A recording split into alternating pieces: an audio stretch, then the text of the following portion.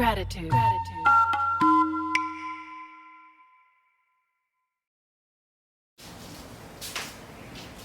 Hi Mom, this is the Movements for Mom series, and we're going to do some work getting up and down off the ground, but with some challenges, some added challenges. So the ground is often the enemy of the elderly, and it doesn't need to be that way. We could be friends with the ground, and if you haven't been up and down off the ground often, it could take some time becoming friends with the ground again. We've got tools like something to support our weight, like a ball or a chair or a wall, a stool, anything that could help support our weight. But the idea is, in the beginning, we take as many steps, we're going to call them steps and we're going to count them, as many steps as it takes to get down to the ground.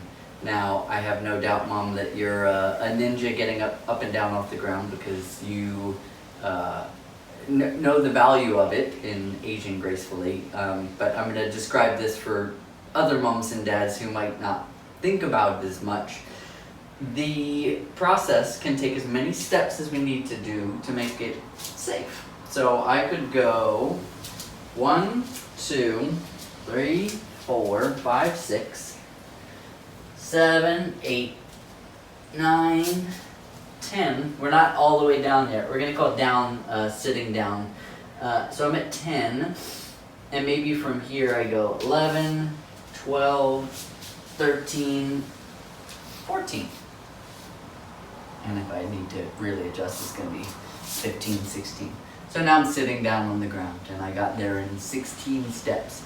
That may seem a little funny and exaggerated, but when we're practicing, we need to take as many steps as possible because the challenge is going to be to make it happen in less steps. My way up could be similar. To initiate my way up, I'll go to the same side. Maybe it's 1, 2, 3, 4, 5, 6, 7, 8, 9. We'll call tucking the toe under 10. So just shift the hand. 11, 12, 13, 14. So that was my way back up. 16 on the way down, 14 on the way up. And the goal is to make it less. So now let's see what less could look like. Maybe instead of all the stagger steps, I could make it one bigger graceful lunge to 1, 2. And then I could go to 3, 4. A little bit of a thump there. We want as little thump as possible. But that's just another example of the way to do it. To come back up, if you had really mobile hips, you could just probably rock back up to the knee. For me, what I'm going to do is I'm going to use this support structure right here to push me back up for 1, 2, move the foot out, 3, and 4. So other ways to do it, and there's going to be a little plop here, but the super mobile people, they can just kind of sit down in just one step. So that was your 1, and if you can get back up in that movement, that's perfect. For me, again, with my hips, ankles, and knees, for me it's a little bit easier just to get a little push up into that squat. So that'd be a 2-step to come back up. The reason this is important is the fewer steps you can use to come back up, the safer you're going to be getting up and down off the ground.